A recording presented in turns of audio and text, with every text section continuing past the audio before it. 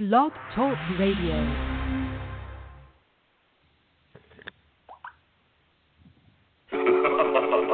Franchise pros, Stan the Man, Paul Segreto.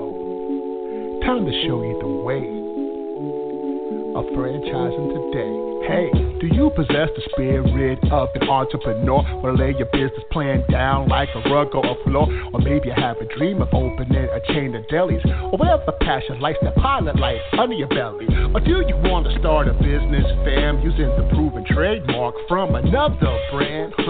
And grow together and expand like a rage of fire, from a single to a multi-unit empire. Well, pay attention to this podcast that you hear and streaming in HD, so fine-tune both of your ears. And Stan and Paul lays down the law. Whether you want to be a franchisee or a franchisor, it's all about sustainable growth, the sensible franchising, proven concepts, and smart enterprising. So use your left and right side of your brain and absorb this knowledge here, franchising today.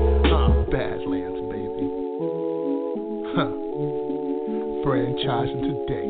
Sustainable growth, the sensible franchising. Franchise today. Sustainable growth, the sensible franchising. Franchise today. Franchise today. Well, Stan, welcome. That is great. My name is Paul Segreto.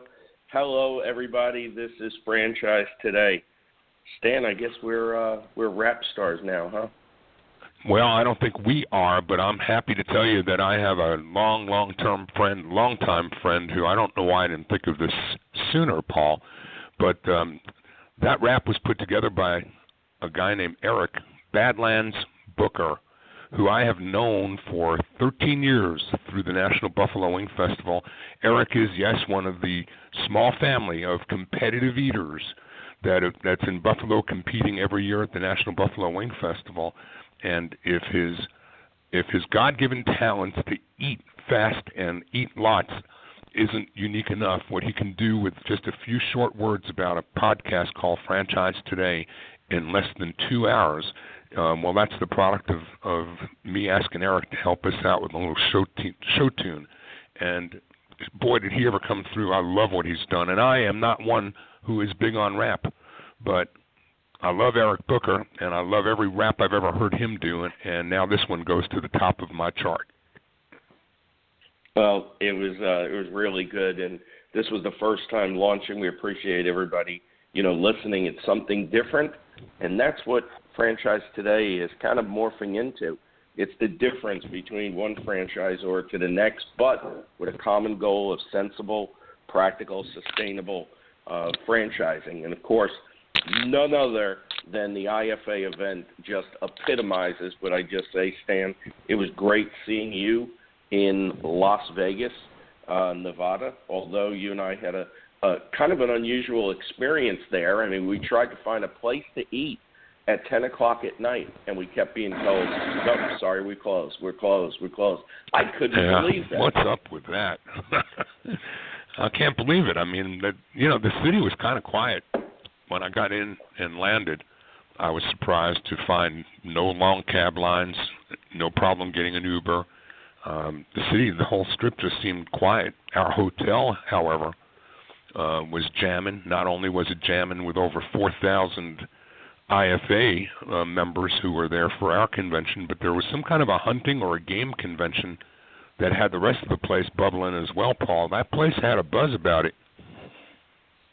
Yeah, it did. And the event itself was just absolutely fantastic. I especially had a tear in my eye as Aziz turned the gavel over to Shelly's son. Nothing against Shelly. I think she's great. I think she'll serve us well. But, boy, I tell you, I'm going to miss Aziz. He was something else. Well, I got to tell you a little insider story here too. I flew home on the same flight with Aziz, and when we landed in Atlanta and we were walking to baggage claim, I saw this giddy little smile on his face, and I said, "What's up?" And he said, "It's just hit me. I'm a civilian again. I'm actually going back to my own business." and it was kind of it was kind of funny to watch that morph. He had an aha moment. But you're right, it was a great year, and I think that he has led us on a path that Shelley will pick up the gavel and keep running with, getting the message out there as to what it is franchising is all about. And he's made an incredible leap start toward communicating that, and now we've got a new administration that's going to hopefully be a little bit more franchise-friendly and a little less regulatory. And I feel like the mood of the convention, Paul, was all about that. I thought that I can't remember as large a convention ever, and I don't think there ever was one, but especially just the uplifting spirit that everybody was in. People were engaged. The trade show, the exhibit hall was busy. Everybody was out there with purpose, and it just felt like a really big lift this year in terms of people's positive attitudes toward the coming year and years ahead. Yeah, I certainly agree. It was definitely uplifting. And here's the thing that I'm really looking for in the next year or two. NRD Capital. Aziz back at the helm, obviously, and I know his foot was never off the accelerator, but he's back there day to day. Susan Beth now is there a couple of years. She's got, a great year without Aziz there to really get her feet wet. The rest of the team, I am just looking for just unbelievable things from NRD Capital. And I love the fact that Susan Beth was the speaker at the leadership conference this year. And it was a packed house. First time they've ever sold out the leadership conference. And listening to Susan talk, I will take something with me to my grave that she said I will never forget. She said, never ignore a vision. And she certainly has one. Aziz certainly has one for NRD Capital. And I think it's going to be a great year for them. I think we're going to see some very exciting things out of NRD. Well, no doubt in my mind you're correct about that. I'm happy to have had the privilege of knowing Aziz before he ever took the gavel as the chairman of the IFA. And I'm happy to see him back in his business with a new chapter in his life. He's almost made the whole trifecta now, right? Actually he has. He's been a franchisee, a franchisor, and a supplier. So, yep, you're absolutely right about that, Paul. Right, and Chairman, besides, I wonder if there's a picture of Aziz when he took office and when he left office, kind of like they do with the president, because he really gave it his all. I know it had to wear off. Anyway, congratulations, Aziz. We really appreciated all you did for us the past year, and I know will continue to do for us. Robert Crisanti and crew were absolutely phenomenal. It was a great event all the way around. No doubt, and to the new team of board members and to all the award winners, to everyone. It was just a phenomenal convention, and I don't think I can remember one that has had me as busy as I was this year. And that's all good, Paul. I didn't get to see as many people as I wished I could. I usually make that complaint when we're in a city other than Las Vegas because we're usually so spread out over many, many hotels. But this year it was just for lack of time. There was just a concentrated focus agenda almost the entire time that we were there. But I want to congratulate all the award winners, and in particular John Reynolds. Just a great year this year for people that have been part of my life for years to be up on that stage getting awards like that, and Doc Cohen, everybody. Just what a wonderful convention it was. Yep, it certainly was, and it's I think it just epitomizes the community that we call franchising, or as we say every week on Franchise Today, this great thing we call franchising. And it certainly is a community. And talking about community, today our guest is Xza Higgins, the CEO and founder of MommyCon. And she's been quoted as saying, community is everything to us. We value the input given from everyone in our community, and their feedback is what shapes our events. Xza, welcome to Franchise Today. Thank you so much for having me. I'm so truly excited to be part of this because one of the biggest takeaways I took from the IFA conference was the sense of community. And that's not something that I typically see at business conferences. I attend quite a bit across multiple industries. And I was just so impressed with how business leaders and entrepreneurs were all coming together to share knowledge in such a collaborative way. It was really inspiring. Not something you see every day at other business conferences. People come to franchise conferences for the first time and really scratch their heads when they see direct competitors in the same market segments sharing information openly with each other. You don't find that at any Chamber of Commerce meetings, do you? No, not at all. It was really impressive, and I walked away with so much information and new knowledge, but truly it was this newfound respect for people that I didn't necessarily think I'd be sitting side by side with, just innovators within this industry, and they're just there talking and collaborating with, as you said, their competitors, which is really incredible. Yeah, and also coughing, sniffling, and sneezing, as some of you probably hear in my voice. I left Las Vegas with one heck of a cold, and from what I'm seeing on Facebook, it looks like there was many, many others in the franchise community that had these same germs going around. So I do apologize for my raspy voice, and hopefully I won't have a coughing or sneezing fit, but I think I'm over that. So Xza, why don't you take us on the path, a journey, so to speak, of, your background, what you've done in your career, and then also where it led up to, forming MommyCon.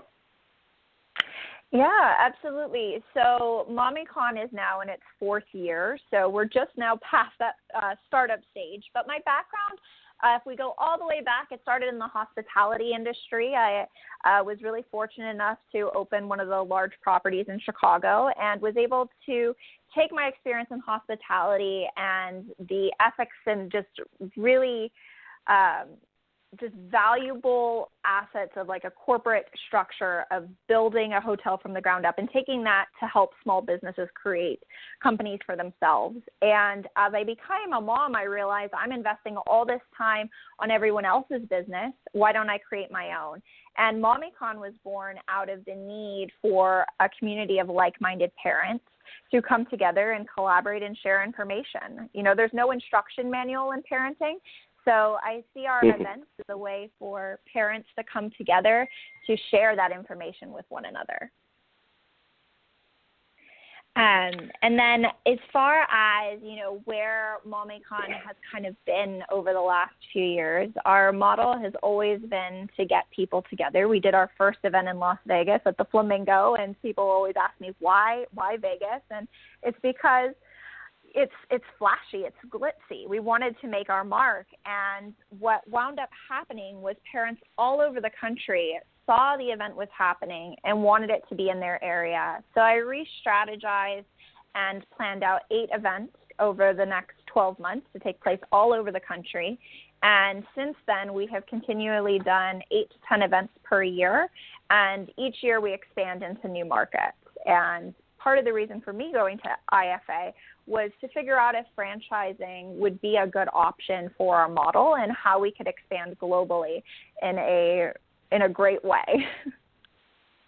Okay, well, that's fair, and we'll get into the franchising component here in a minute. And certainly as a mom, a new mom, and starting a business, boy, that's a lot on your plate, especially when you're adding 8 to 10 events a year. Tell us from a consumer standpoint, what kind of gap MommyCon, filled for the consumer, and what are the benefits to the consumer? Because I'm sure there are some of our listeners that are either listening live, and of course we know many, many listen on demand afterwards, because the segment, as all segments, are on blogtalkradio.com/franchise today, and also, of course, available on iTunes under Franchise Today.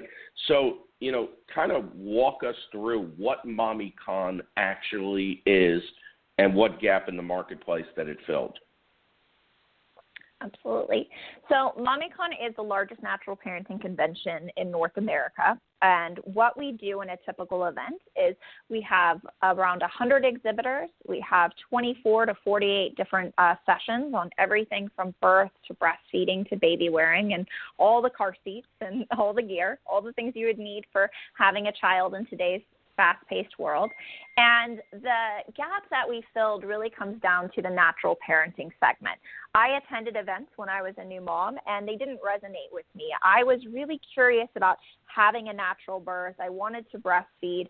I was looking at baby carriers and car seats, and I felt overwhelmed and confused. And the internet has provided an incredible resource for people to share their knowledge and to discover new products, but that in-person component was missing. And I'm a big believer that in order for people to learn best, they need to be in person together. They need to hear the shared experiences of people around them, as well as those that are experts in the field.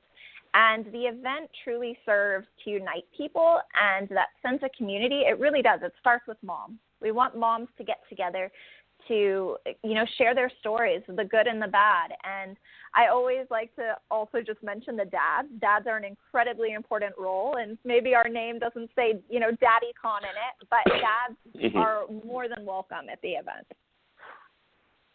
So tell us is the event a one-day event? Is it a multi-day event? So our format currently, depending on the market, is either a day and a half. So we'll have half day of sessions on Friday and a full day on Saturday. Or in Chicago, which is our largest market, it's Friday, Saturday, and Sunday with upwards of 2,500 people. Wow, that's a big event. So tell us what people could expect. I walk in the door the first day of the event. Kind of walk us through what the event is like during the day. What are the different things that we can see? Yeah, so as you walk in, we want people to feel at home. Even though we're in convention centers and they can be quite daunting and overwhelming, we want people to walk in. They immediately see faces they recognize from our community. We always encourage, whether it's my staff or local advocates, to be the first point of contact at registration. They get their program for the day. They're able to select from a number of educational sessions. If they're not looking to do something on the education side right off the bat, they can explore upwards of 100 different exhibitors. And we have everything from, the stroller companies to cloth diapers to local retailers. We even have hotels that come out and exhibit, because one of the things that we recognized early on was it's more than just about mom and baby. It's about household decision makers. So mothers are typically the ones that are in charge of the family expenses. We're going to be the ones that are deciding where our families vacation, who we're going to shop with. So we've partnered with food brands, hotels, even phone companies, because all of those things apply to being a parent. And once our attendees walk through the exhibitor hall, they can collect a gift bag that's, full of amazing samples and products from our sponsors. They can, again, attend sessions, or one of the things that I probably love most is the interactive areas we have at the event for them to explore products. So, for instance, if they want to try on a baby carrier, we have an area called the Baby Wearing Lounge where they can try over 100 different carriers on in an environment where they're not feeling pressured to buy, but they can simply explore. Are the attendees charged to come as an open event, or how does that work, and how does the revenue model work? Yeah, absolutely. So we do charge our attendees to come to the event. So tickets range from $35 to $150 per person, depending on the option they're selecting. And a lot of that just has to do with if they're doing a single day, multi-day, or if they're upgrading their gift bag. We are really fortunate to work with some amazing companies, and they're very generous with the products they give. So the higher price tickets include things like baby carriers, and then the general admission tickets get you a lot more of just samples and valuable offers. And then what about your sponsors? I'm sure they pay a lot more, right? They do, yes. So we actually have 4 revenue streams within our business. So we have our events where we have our tickets. We have sponsors, exhibitors. We also have a retail side, and we sell online, and we do pop-up shops at the event. We have branded merchandise like shirts and bags, and then we also partner with companies to do exclusives. So we'll do an exclusive baby carrier, an exclusive diaper cover. And then we also have a digital media side. And that's something that I'm really passionate about because, again, not everyone can come to the event. So we really try to relay a message of community on our social media platforms as well as our newsletter. So I'm asking questions like these, and I know Paul's got a burning hot question he's ready to ask next, but I'm asking the questions that I'm asking because while you're not yet feet deep or neck deep into franchising, we're trying to just set the stage for what could be the franchisable model that this becomes, just as you did, and we'll talk about NextGen a little bit later. But there may be some people in that live or download audience that listen to this podcast from the portfolio investment side of franchising that may take some interest in what they hear here. So we're just trying to flesh it out from all aspects so that everybody can get a 360-degree view of what your MommyCon business is all about. Paul, go ahead. Yeah, and you had mentioned, Xza, about the digital component, and that's where I was kind of going on that, being a kind of a digital technology freak that I am. But obviously the mommy community is probably the biggest and most influential community that's out there. So tell us a little bit about what you're doing to reach the mommies, because obviously it's not just Facebook, although I am quite impressed with 75,000 likes on the MommyCon Facebook page for a company that is relatively young. So tell us a little bit about that strategy and how you attract people and build that online community. Yes. So this is something this is my baby. When I had my first child, MommyCon became its twin. It took just as much effort. And when it comes down to it, social media is our number one driving force. The company was founded on a strong platform on social media. So we really took advantage of getting people to use our hashtag from the event, talking about it. We have monetized as well as incentivized every ticketing and buying option you can think of. So someone buys a ticket, if they want a discount on that ticket, they can immediately share it. So we're amplifying our message consistently through social media with very, very little cost. So our current marketing plan is something that most people, their eyebrows raise. They're like, what do you mean? You do this all and you don't have a budget? And I say, yeah, I know that the most valuable voices out there are moms. I know that if I provide them an amazing product, that they're going to scream it from the rooftops, right? So creating a consistent message that they constantly want to take part in and share with their friends is the way we've seen that growth. We've never paid for a single Facebook like.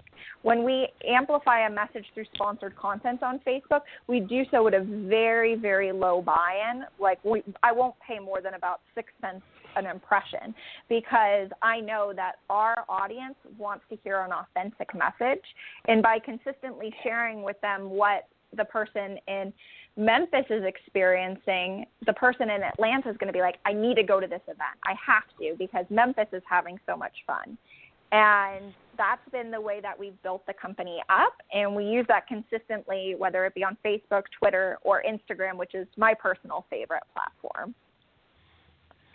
Yeah, I've seen it on all three of those platforms.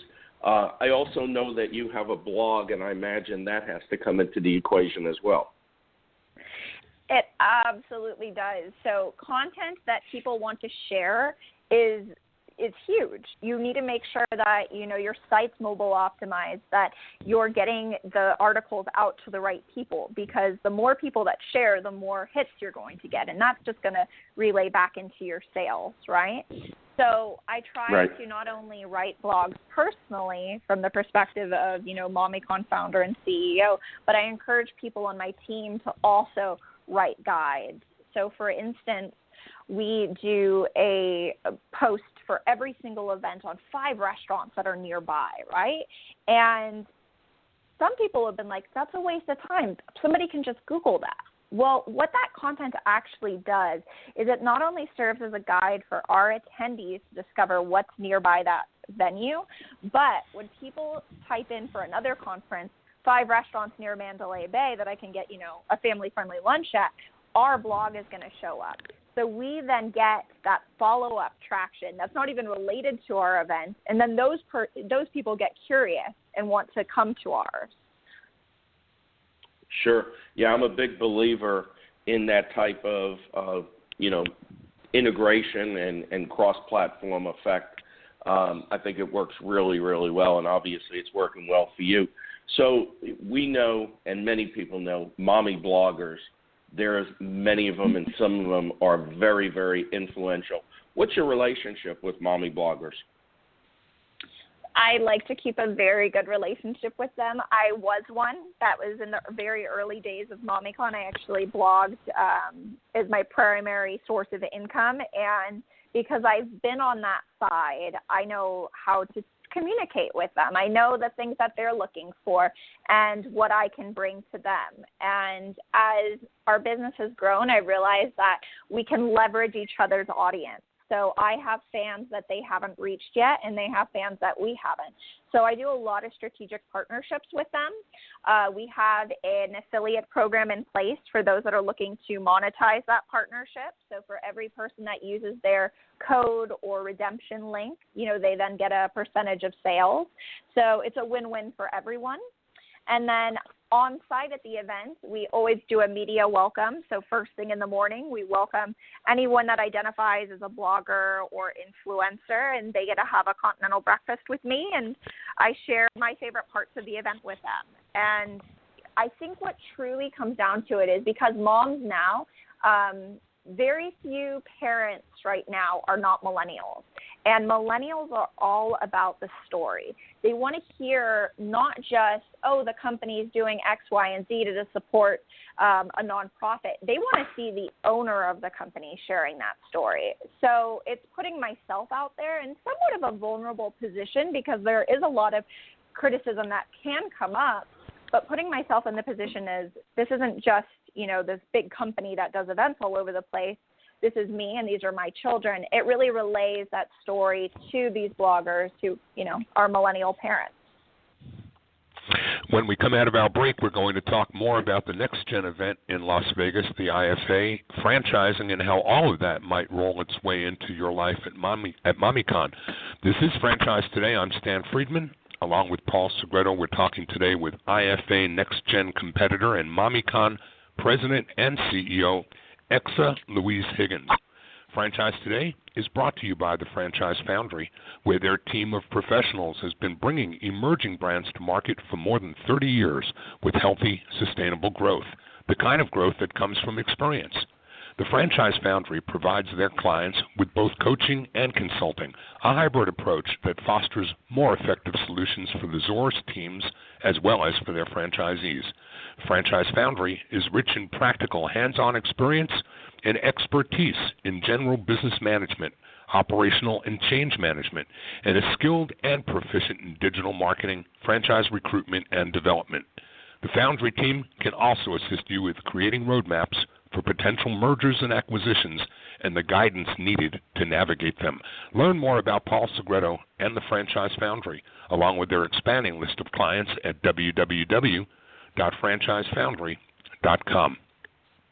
Franchise Today also brought to you by FRM Solutions, offering best-in-class CRM and document management software designed especially for franchising. FRM was built for franchising and enables you to manage and store text messages as well as emails. FRM also enables simple collaborative communication between you and your prospective and existing franchisees. Make today the day you give FRM a look and start 2017 assured that all of your candidate and franchisee correspondence, including text messages sent and received by anyone on the team, are being permanently tracked and stored in candidate and franchisee records. FRM also provides a state-of-the-art digital experience for your prospective franchisees as they learn about your brands. And it's unlike anything ever before seen in old-style virtual brochures. So, no long-term contracts, software upgrades at no additional cost, no excuses, just solutions. FRM Solutions on the web at www.frmsolutions.com. So let's dive into the franchising side of life, Xza, and let's talk a little bit about how you discovered that something called NextGen even existed and how it may have opened your eyes a little bit wider to the world of scaling your business through franchising. Yeah, so I was suggested for the program by a previous winner, Jen Saxton from Top Squad, and she is such an incredible force to be reckoned with. I just wish that lady could cheer up. She's always so. Yeah. I love her energy. She's got more energy than any 10 people I know.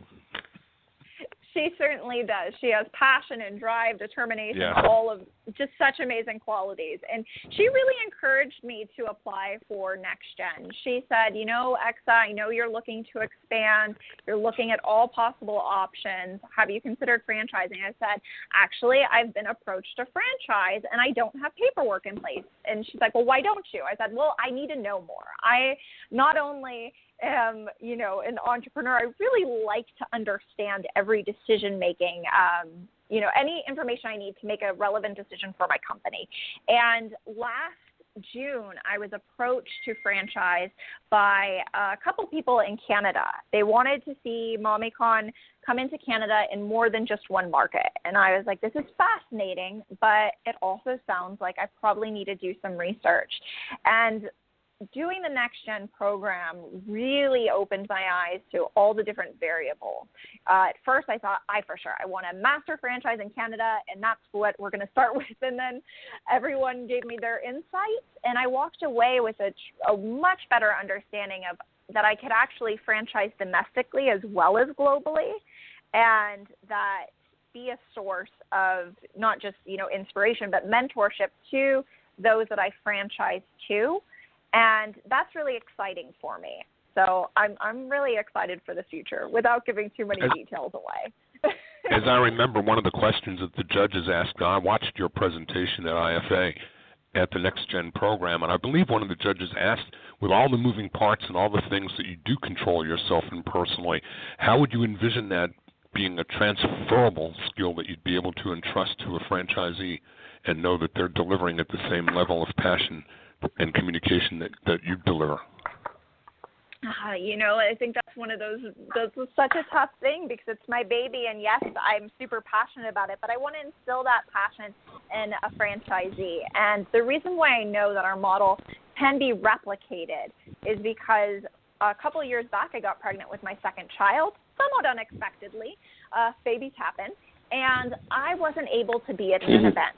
So I had to create all the ops manuals from the ground up. I had to instill in my team, this is how we need to run this event because I can't be there.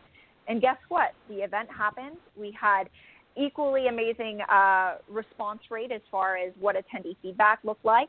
When we went back to that market the next year, we retained 75% of those attendees and grew the event by an additional 50%. And what really made me think that franchising could work is because we have these documents in place as is, and we can continue to expand on them. So as the event evolves and they get bigger, we can then support franchisees in creating their own market. We learned very early on what numbers we needed for successful events. And one of my key takeaways is that if an area has 10,000 live births, we can have an event with 1,000 parents. And that, to me, is a very successful event. And there are a lot of areas in this country that we're not in, that we could be. And, that's a lost opportunity. And I want to expand. I want to be able to deliver this information to more families. So franchising, to me, is going to be the quickest way to do that and also help support people creating small businesses for themselves in this country. That's great. Explain a little bit more about what it was like in the NextGen program, walking us through the steps. I mean, we've had Carmelo Masala on the show. We've had John Evans, both NextGen competition winners. And, of course, we've had Jennifer Cushell on the show, who was the brainchild and driving force behind NextGen franchising. And everybody say hi, Jennifer, because I know she's listening in. So hi, Jennifer. Hi, Jennifer. Hi, Jennifer. As always, a pleasure hearing that you're there and not even hearing your voice. Knowing that you're out there is enough for me. Yeah, Jennifer is absolutely incredible. She reached out to me multiple times during the program just to touch base, and I wasn't necessarily expecting that. I'm in some very corporate meetings quite often, and I think we all know how those go, and they're not always the warmest. It's all business, and this wasn't just business for the people involved with the NextGen program. They legitimately care, and they want to see each of the 20 winners from the global competition succeed, and they're providing us with incredible resources and mentorship in order to take our businesses to that next level. So walk us through the competition from the time you found out that you were going to be in the competition, and take us through the different things that you had to prepare for all the way leading up to Shark Tank. All right. So when I was notified that I advanced to the next round, so to speak, so the 20 global winners, Fish Consulting did, I think, an amazing job coordinating with all of us winners, getting us reading materials. They gave us homework to do. I remember reading chapters from Franchising for Dummies, and I was also given a webinar to listen into. We did another follow-up call closer to the event. We were given a timeline of when we needed to create our presentations and what the guidelines were. So our first pitching opportunity during IFA was a 3-minute quick fire round. And what we were prepped for going into it was the tools given to us in advance really focused more on reading, of understanding modern franchising. And then when we got to Vegas, we were greeted with a welcoming reception. They did award certificates, which was a really nice touch, something for all of us to remember that moment by. The next day, we went into an accelerator program that was absolutely phenomenal. I wish any business owner could actually attend the accelerator portion, because it extended far beyond franchising. It really opened your eyes to leadership and documentation and evaluating your revenue streams and presenting that information. And then we were also able to listen to a couple, more intimate keynote speakers. So instead of being in a room with 4,000, we were able to listen to the team from College Pro and, Anytime Fitness discuss the trajectory of their companies and how they started. And that was truly fascinating. And then as we went into, I believe it was Monday, we were given the opportunity to share our stories and pitch our companies to a room of a couple hundred people. And, the judges were able to evaluate our presentations and ask some really insightful questions. Stan, I can't believe you remembered what mine was, but I remember standing on that stage, a little over a week ago and, answering that question. And I feel as though the program really did prep us to be able to answer those questions in a way that was authentic to our brand. Paul, I'm going to throw in with a comment that Xza demonstrated something that I think for anyone, much less an emerging, not even yet an emerging, but a next-gen potential emerging franchisor, she demonstrated something, not just the passion that we all hear on this podcast, but her connectivity to her business and her knowledge of the numbers. She was put into a position, as were all of the participants, to have their 3-minute presentations and accompanying PowerPoints ready to go. And then, as Murphy's Law would rear its ugly head, there were problems with the AV, there were problems with the PowerPoint, and there were some presenters who, when confronted with being taken off script, had nowhere to go. Xza, on the other hand, turned into the equivalent of a hard drive and a P&L and a spreadsheet and went into numbers and talking about her business without any of the props. She commanded and controlled the stage, and I was extremely impressed with that. Xza, you just said, okay, so it's not going the way it's supposed to go. Well, I could lay down and cry, or I could keep forging forward. And for me, any entrepreneur that's going to be successful in life is going to have to push through those kinds of moments, and you surely demonstrated that you're cut from the right fabric to do that.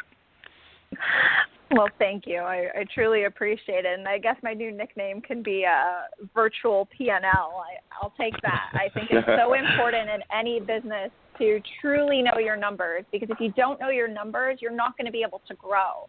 And last year, you touched early on in the introduction of the segment of, what this new administration brings in. And as small business owners that are, getting to a point where maybe we're not even considered small business anymore, you just really have to understand how things are going to impact you. And I saw so many businesses, unfortunately, fail last year. And I don't think there's ever one single thing to blame. But if you know your numbers, you can anticipate so many more things happening. And I really do credit that as, looking at some things that aren't necessarily pleasant per se, to the success of our company. Is that's what fuels our growth. We're able to make projections and then crush those projections because I know those numbers like the back of my hand.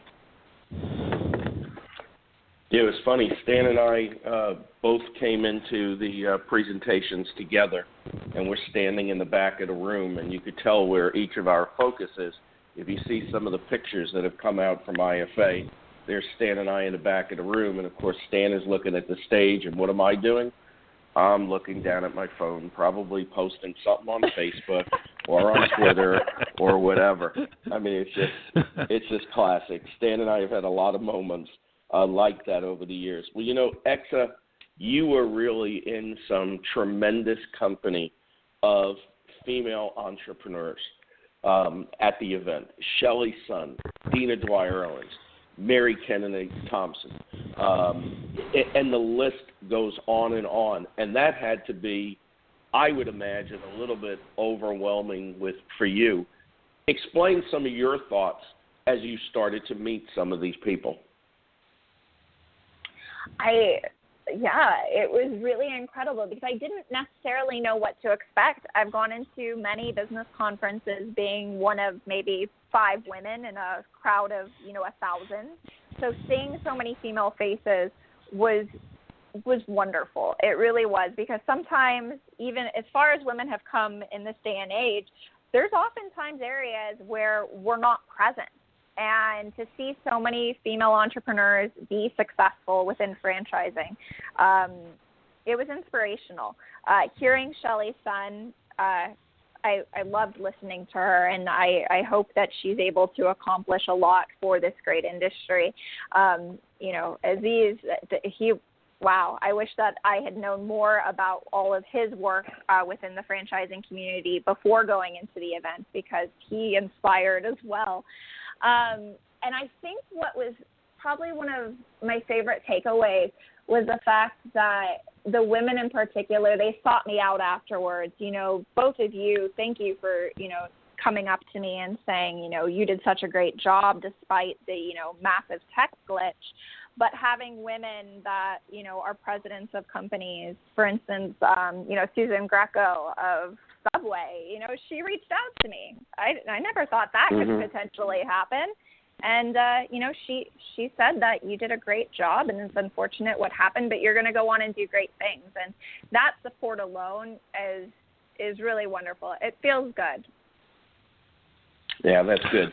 I know you and I had an opportunity sitting at a table, and it was even before I knew you were in NextGen, and I immediately said to myself, I said, this woman really has it. She's got it on the ball. You have something very much in common with some of the names that I rattled off a minute ago. Now, obviously, something in common that you all have been on Franchise Today. So you have that to put in your pocket at this point. But, you mentioned about missing, one of your events when you were pregnant with your second child, I believe. And, Shelley Sun, back, I remember she's been on the show 2 or 3 times and will be on the show here in the spring as the IFA chairperson. But I recall her saying, and I think it's also in her book, where she was bedridden when she was, pregnant with twins. And it was the last few months of her pregnancy that she just dove into writing her operations manuals. So it's interesting that you have a lot of this, same path that you're on. I mean, it's really a great thing. I, for one, and I've had this conversation with Shelley and Marianne O'Connell and some of the other, great women in franchising. I kind of look the other way and say, why call you female women entrepreneurs? I mean, to me, you're entrepreneurs. I would say, the best of the best always rise to the top, whether you're female, whether you're male.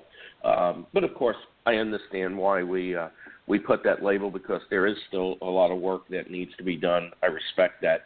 I understand that. And the same is true, from a millennial standpoint, and that's a whole different conversation that I would love to have on a different day. We recently had several people on, and some of them were millennials, and we had some interesting conversation. I imagine we'll have more of that in the months to come. But tell us the one big takeaway you took from the entire NextGen experience. Wow. To hone it in on one thing, that is a tough one, but I truly believe it's creating the franchise concept. Is how is this going to be replicated, whether it's 1 unit or 100 or 1,000? What is the potential growth, and how I can lay the foundation now for having successful franchises that continue to grow the overall company's mission, as well as fulfill all of my franchisees. I want to make sure that I'm not just saying we're going to go into franchising and, people are going to start their businesses and it's all going to go well. I need to be able to fully commit to supporting them along that journey. And I have pages of notes of all my takeaways of just listening to each of the speakers share the lessons they've learned. So it might not be one thing that I can pinpoint precisely, but I think the overall takeaway for me is not just having the strong foundation for my overall company, but having a strong foundation as we enter into the franchising process. I'm going to piggyback on something that you asked, Paul, and I'm actually going to push back a little on why I think that female entrepreneurs that come into franchising should be called out and recognized, because in my view, and I've said this and shared this with Discovery Day candidates when I was still a franchisor, for years and years and years, I'd ask, who is at my Discovery Day, show of hands, who's here because you're looking to replace a job?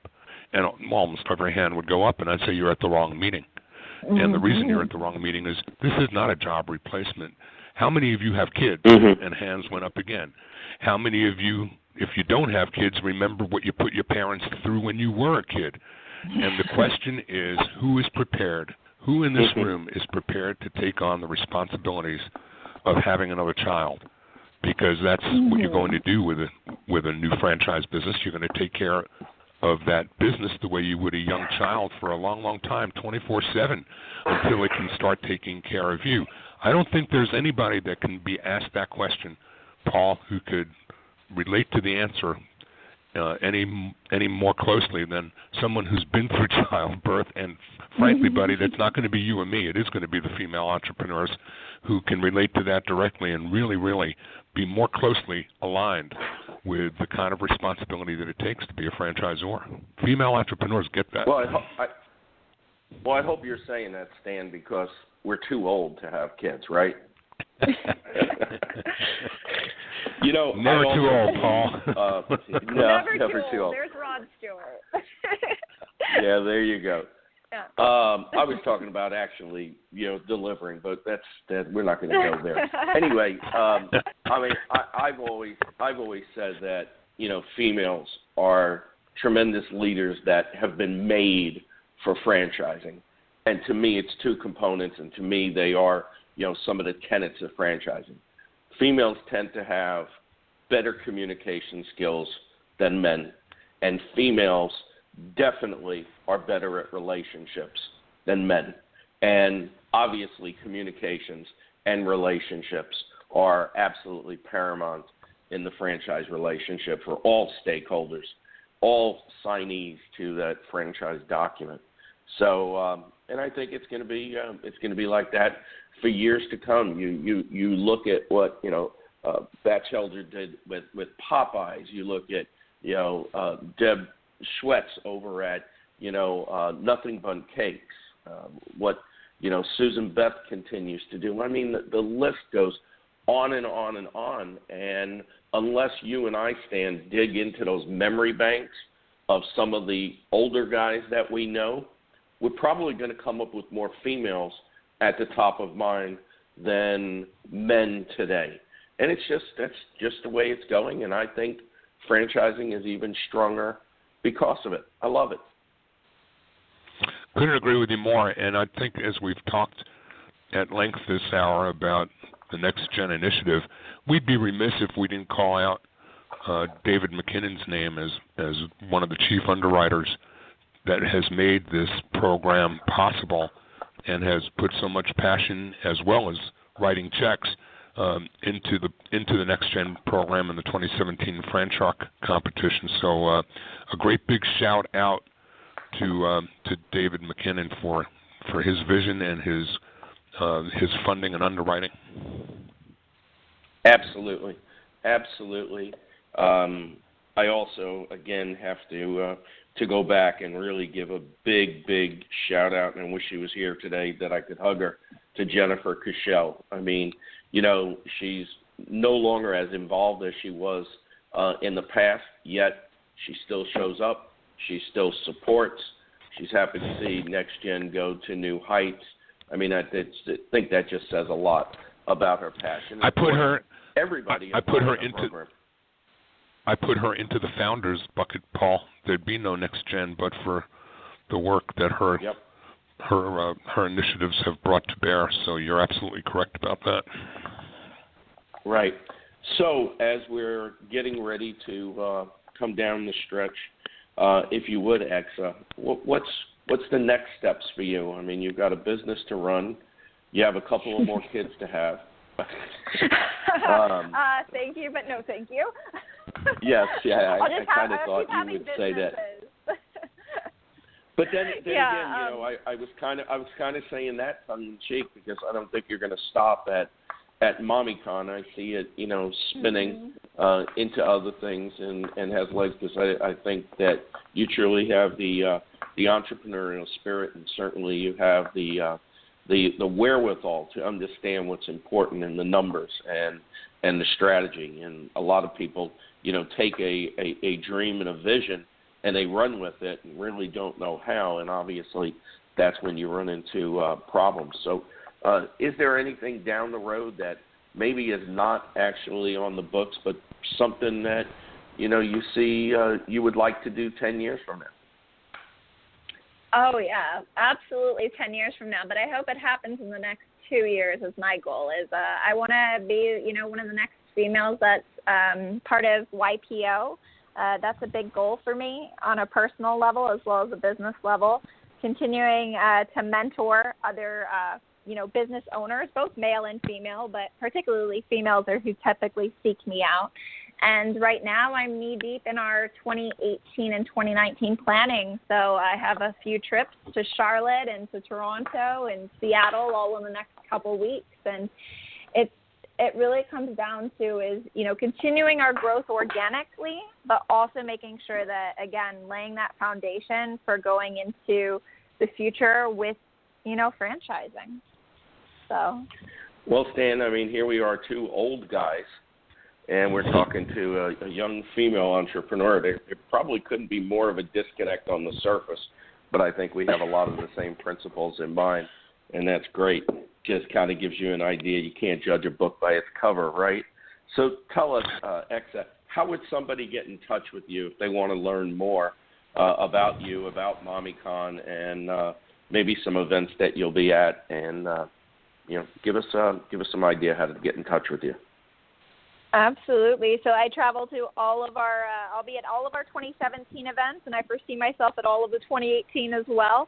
I'm pretty easy to reach via social media, even if you're just on the regular MommyCon page. If I'm not the one responding, someone on my team will, but you're more than welcome to email me at Xza, which is xza@mommycon.com.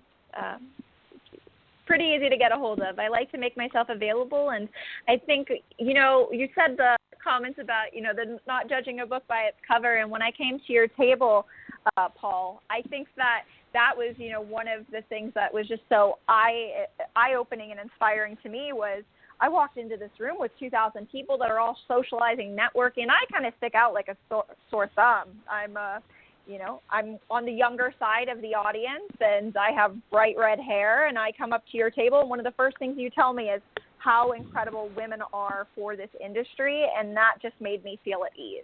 So thank you for being just so kind. Yeah. Well, thank you. Took an old guy to come up with that. Yep. Speaking about old guys, I'm going to defer to the older guy on the co-host team. Stan, any parting words?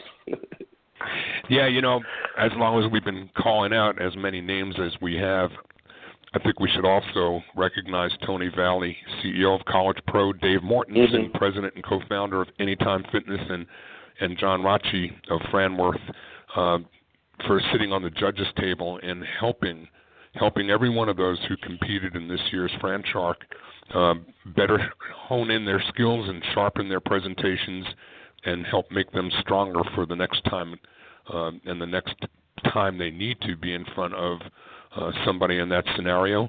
It could be the real deal. It could be after the fact and the business plan is in place and you're out there looking for the real capital to grow your franchise business in Xza. I have no doubt in my mind that whether it's through franchising or not, you're not just here for a flash in the pan. We're going to be hearing about you in the years to come. So I want to thank you for being with us today on Franchise Today. Thank you so much for having me. This was a lot of fun, and I look forward to listening in each week. Yep, absolutely. Thanks, Xza. Well, Stan, another show on the books. I kind of felt a little lost last week because we did not broadcast because we were just so busy in Las Vegas. But it was definitely well worth it.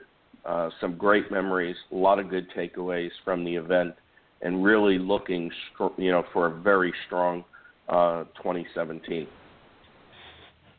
Ditto that, Paul, and looking forward to seeing you and hearing you again next week right here on Franchise Today. Until then, my name is Paul Segreto, wishing you the best, the very best in this great, great thing we call franchising, and Franchise Today is out.